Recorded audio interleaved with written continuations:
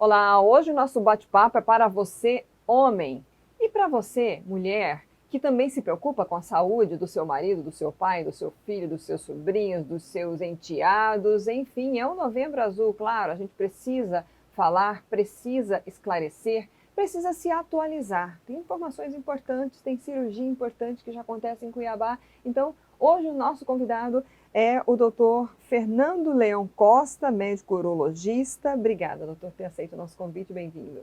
Muito obrigado.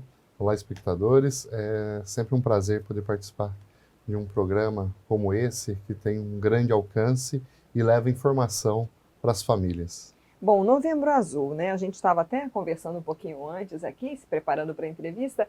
Ainda há o preconceito entre os homens, especialmente? Vocês percebem? A gente, claro, com as campanhas isso vai minimizando, né? Mas o senhor ainda tem, assim, aquele paciente que vem arrastado pelas mulheres, pelas mães, pelas as esposas?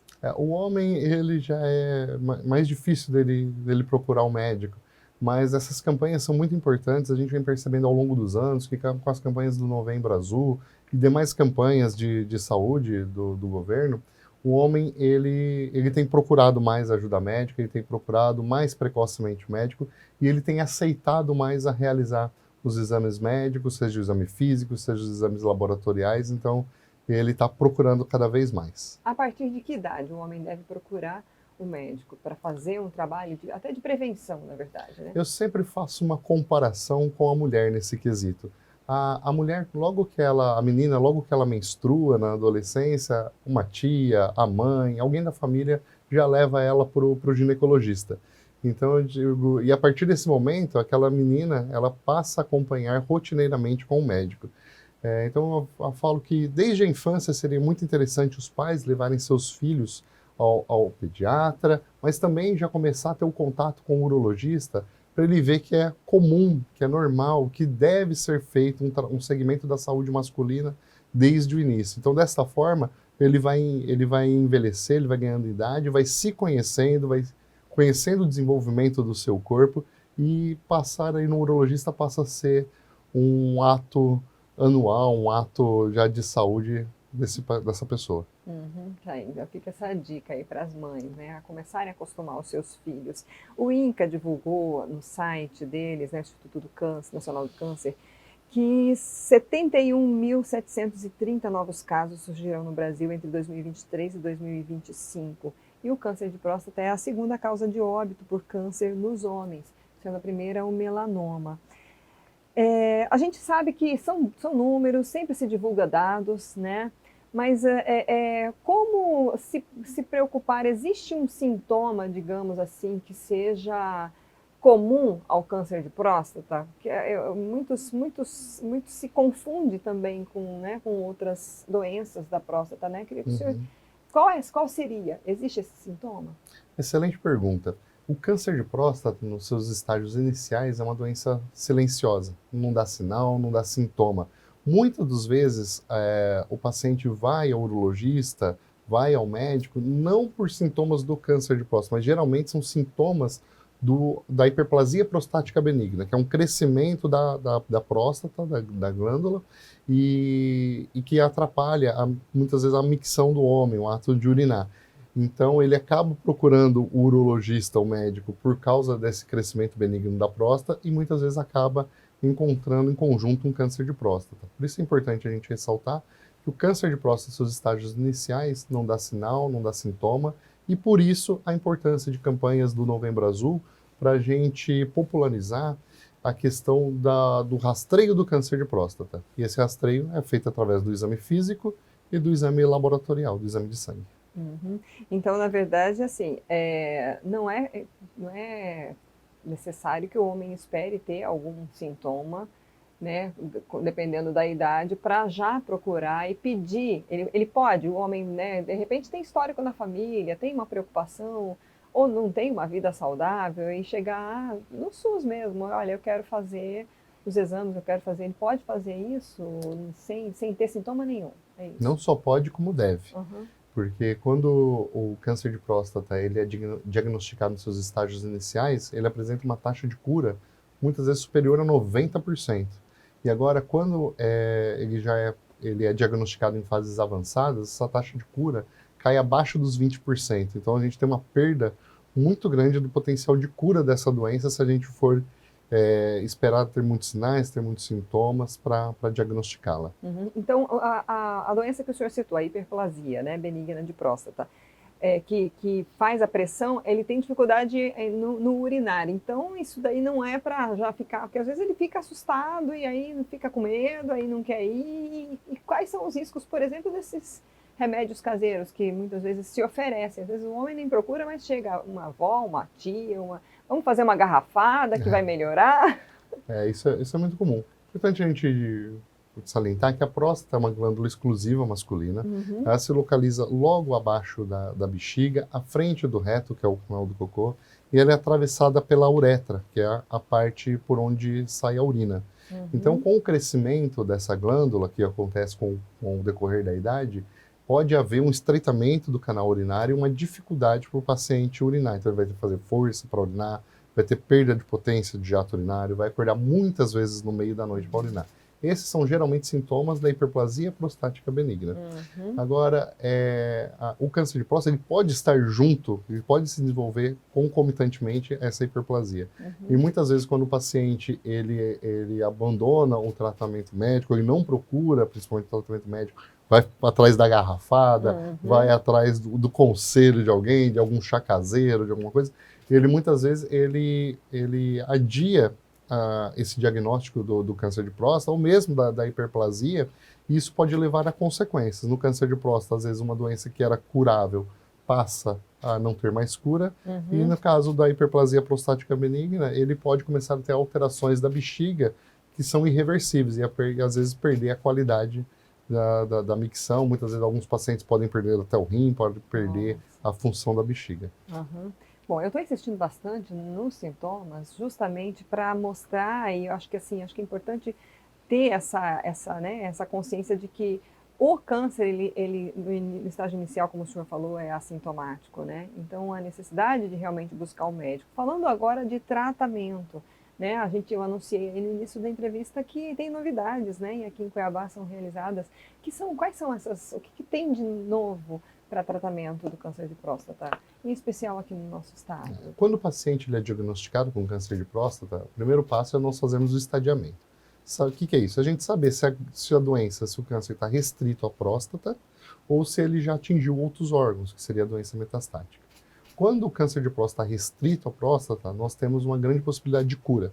E isso hoje, o tratamento vem desde a cirurgia e principalmente cirurgia e radioterapia. E hoje em Cuiabá nós dispomos da cirurgia robótica, que é o maior avanço hoje em termos de tratamento cirúrgico, é a cirurgia robótica, que ela é uma cirurgia que ela consegue preservar, muito mais detalhista, ela consegue preservar muito melhor o feixe vasculo-nervoso, que é o feixe responsável por manutenção da ereção do homem, da continência. E por outro lado também nós temos aqui a radioterapia, que também com taxas de cura semelhantes ao tratamento cirúrgico. Então, cada tratamento tem que ser discutido individualmente com o seu médico. A gente saber qual é aquele paciente que deve ir para a cirurgia, qual é aquele paciente que nós vamos encaminhar para fazer a radioterapia. Acho que talvez um dos grandes temores também é dos efeitos colaterais, né, do câncer de próstata. Quais são esses efeitos e eles podem, digamos, com o tempo, desaparecer? Muito boa pergunta. Alguns homens, eles evitam ou adiam o tratamento de um câncer de próstata. Eles têm o diagnóstico de câncer de próstata, mas eles evitam, adiam o tratamento com medo principalmente da impotência. E a gente tem que lembrar aquele homem que é o seguinte: se ele não tratar o câncer de próstata, a doença vai avançar e ele vai ficar impotente. Então, a impotência hoje, com o avanço tecnológico, o avanço da cirurgia robótica, a gente consegue minimizar muito essa consequência da cirurgia ou da radioterapia, que poderia ser a impotência.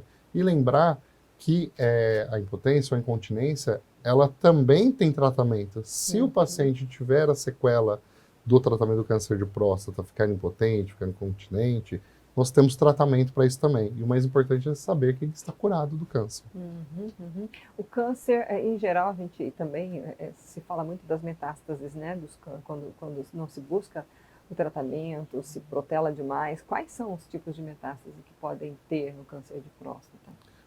A metástase principal do câncer de próstata é a metástase óssea, principalmente o que a gente chama de esqueleto axial, então coluna. Aquele paciente que é diagnosticado em fases tardias ou não procura atendimento médico, não procura tratamento. Alguns pacientes, o câncer de próstata, ele vai para a coluna, chega a corroer o osso da coluna, de maneira fácil de explicar, e o paciente muitas vezes vai parar numa cadeira de rodas por conta disso. Quanto tempo dura um tratamento, em geral, de câncer de próstata? Depende do tratamento do que a gente está falando. O tratamento cirúrgico, depois que a gente faz todo o estadiamento e programa o tratamento cirúrgico, a cirurgia hoje, com a robótica, a gente consegue fazer uma cirurgia por volta de 2 horas, a gente faz a cirurgia, e o paciente, 1 a 2 dias, consegue receber alta do hospital. Já o tratamento da radioterapia, são doses diárias de radioterapia que esse paciente vai realizar. Normalmente a gente diz aí em torno de 36 sessões de radioterapia.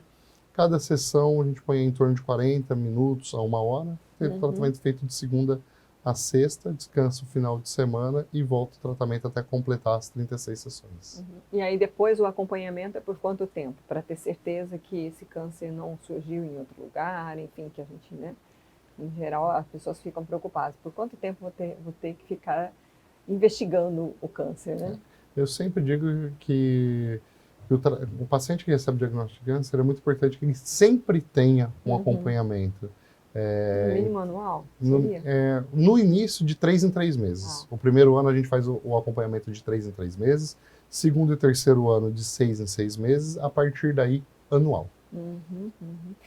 Agora, uma questão também relacionada à prevenção. É possível prevenir o câncer de próstata? Porque, assim, muitas vezes é bastante divulgado, se você tem história na família, né? A pessoa também que tem ascendência negra, né? Mas, assim, isso é fator decisivo? Meu pai teve, eu vou ter? Existem formas de você ou prevenir ou até minimizar que esse câncer apareça em uma idade até mais cedo do que deveria? É um ponto muito importante esse. Então, acho que a gente poderia definir quem que é o principal paciente que a gente tem que fazer o rastreio do câncer de próstata. Então, os homens acima de 50 anos, tá? Quem já teve casos na família de câncer de próstata e até de câncer de mama, hoje a gente sabe que algumas alterações genéticas do câncer de mama propiciam ter câncer de próstata. Tá? A etnia negra a gente sabe que tem uma prevalência maior também. E aquele paciente que é sedentário, obeso, consumo excessivo de álcool, o tabagista. Então, esses são fatores de risco. Etnia negra, ser acima de 50 anos, tabagista, sedentário, etilista. E se você tem casos na família ou etnia negra, a gente preconiza que esse rastreio seja feito a partir dos 45 anos. E como prevenir? A prevenção através de hábitos de vida saudável. Então, a gente tentar chegar ao nosso peso ideal, realizar atividades físicas regularmente, cessar o consumo do cigarro, cessar o tabagismo. A gente sabe que é um fator de risco muito importante para outros tipos de câncer e também para doença cardiovascular e também cessar o etilismo. Então, na verdade, assim, chegando nessa idade, se ele não tiver sintoma nenhum, ele deve iniciar esse acompanhamento com esse olhar mais especial. Aí os exames que o senhor citou já, né? Mas eu queria que o senhor explicasse também, é necessário que sejam os 2 exames, né? O PSA, que é de laboratório, o toque retal, ou pode iniciar com um com outro, porque às vezes também eles ficam protelando, né? Vou fazer só o de sangue, né? Como é que é essa necessidade desses exames? Perfeito, muito boa pergunta, porque no consultório é muito comum o homem chegar e na hora da consulta ele fala, mas meu PSA está normal, não preciso fazer o exame de toque não. Vale salientar aqui que a cada 10 homens com câncer de próstata, em 2 deles o PSA tem valor normal. Então quem inferiu a doença, quem levou a procurar a doença foi o toque. Então o toque identificou alguma alteração que levou ao diagnóstico. Então, 20% dos casos, o toque fez a presunção da doença. Uhum. E vale aqui ressaltar que o toque retal é um exame médico comum. Ele não é feito só para o câncer de próstata. Paciente que tem outras doenças, ou a hemorroida, que tem alguma alteração das fezes, ele tem que passar também pelo toque retal. Então, ele é um exame médico comum, é isso que a gente tem que pôr na cabeça. Toque retal é um exame médico comum, é um exame médico que não chega a durar nem 10 segundos, é um pouco incômodo sim, mas é um exame indolor. E o principal aqui, homem, toque retal é um exame fundamental que não vai alterar sua masculinidade. Você não vai deixar de ser mais homem ou menos homem por causa de um exame médico. E vale ressaltar que o exame de toque retal, ele não causa a impotência. Importantíssimo. Eu queria, antes de encerrar, doutora, a gente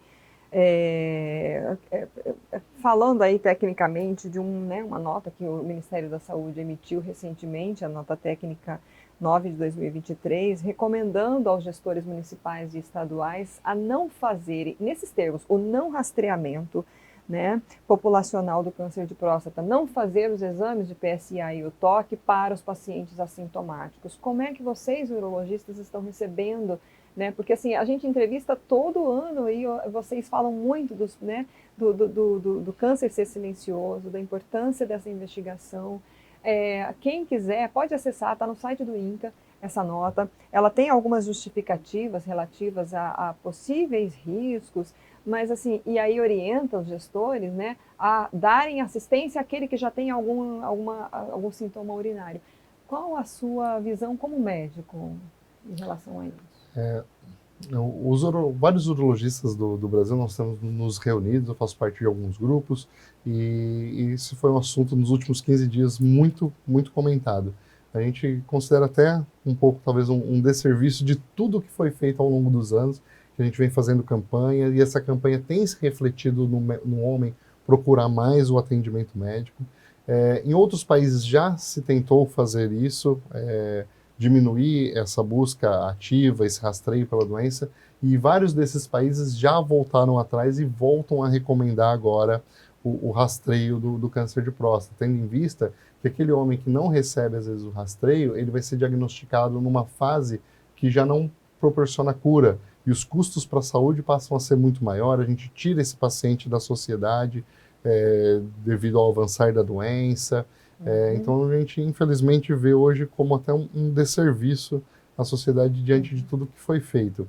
É importante sim, o rastreio, quando a gente precisa fazer a biópsia, pode ter algumas implicações, infecção da próstata e tudo mais, mas o importante é ser discutido cada caso individualmente com o seu médico. Então às vezes tem aquele paciente que a gente pode postergar um pouco esse rastreio, tem aquele paciente que a gente tem que adiantar o rastreio, mas o rastreio é extremamente importante. Então, acho que o que tem que ficar discuta com o seu médico o momento exato da gente fazer o rastreio e quais são os benefícios, quais são os riscos de serem feito isso, mas procure o seu médico. Já houve manifestação da sociedade brasileira ou as sociedades dos estados de urologia em relação à nota? Não fizemos uma nota oficial ainda, mas ela está sendo elaborada e recentemente o presidente da Sociedade Paulista de Urologia, Dr. Marcelo, ele teve numa entrevista e ele ressaltou esse posicionamento da sociedade. Porque assim, é algo que ao pesquisar, ao estudar para essa entrevista, né, eu achei até bastante estranho, né? Há um estranhamento ao ler, e uma das recomendações é o médico informar ao paciente de possíveis riscos de ele fazer e aí transferir praticamente a responsabilidade, né, do paciente que está assintomático. Então, assim, é totalmente contrário a tudo que a gente vem buscando no Novembro Azul como campanha de conscientização, né? Então, assim, acho que antes de encerrar, eu queria que o senhor passasse os seus contatos, quem quiser procurá-lo, onde o senhor atende, mas eu queria que o senhor reforçasse essa importância, né, do homem se olhar, se cuidar, olhar para a sua saúde como um homem, né, na busca de um possível, porque não é só o câncer de próstata, né, como o doutor falou aqui, né, tem outras doenças. Perfeito, acho que assim, a mensagem que tem que ficar que o câncer de próstata é o segundo câncer mais comum do homem. Quando a gente tira o melanoma, ele passa a ser o câncer mais comum do homem. Os seus estágios iniciais, o câncer de próstata não dá sinal, não dá sintoma. E aqui vale ressaltar que 1 a cada 6 homens vai ser diagnosticado câncer de próstata. Essa doença hoje ceifa a vida de 42 brasileiros por dia. Nossa. Quando diagnosticado em estágio inicial, o câncer de próstata vai trazer uma taxa de cura superior a 90%. Por isso a importância das campanhas do Novembro Azul, de campanhas como essa nossa conversa. O importante é você levar essas informações aqui para o seu pai, para a sua família, para o seu tio, para o seu ente querido. Lembrando que quando o câncer de próstata é diagnosticado em fases tardias, essa taxa de cura cai abaixo dos 20%. Nossa. Então é muito importante. Hoje no Brasil ainda, 44% dos homens não foi ainda no urologista. E dos que vão, 2/3 ainda às vezes se recusam a fazer o exame de toque. Então vale ressaltar que o exame de toque é um exame médico comum, não altera a hombridade, não vai deixar de ser mais homem ou menos homem por causa de um exame médico. Tá joia. E onde encontrá-lo? Quem quiser fazer uma consulta, né, buscar informações. Perfeito, eu atuo na Oncomed, sou urologista da equipe da Oncomed. Também nós temos o site da Oncomed, onde tem todo o nosso corpo clínico. Tenho também meu site pessoal, drfernandoleãoc.com.br, no Instagram também, Dr. Fernando Leão C. E pode procurar qualquer um de nós que vai ser bem amparado. Tá joia, muito obrigada novamente. Obrigado. Gente, nós ouvimos o Dr. Fernando Leão Costa, médico urologista, trazendo aí essa consciência, né, para você, homem que nos assiste, para você, mulher, você ajudar a convencer, a mostrar que a gente precisa se cuidar, né? Então aqui, olha, é o Comédia aqui em Cuiabá, você pode procurar, mas eu vou colocar o arroba do doutor, se você quiser segui-lo no Instagram e buscar mais informações, Dr. Fernando Leão C. Busque mais detalhes, busque se cuidar, curta, compartilhe essa entrevista, né, vamos fazer a nossa campanha do Novembro Azul, divulgando informações verdadeiras, reais, seguras, e vamos nos cuidar, ok? Acesse lá o RD News e marque a gente, nós estamos com um novo canal no RDTV, rdtv.news. Obrigada pela audiência, até a próxima.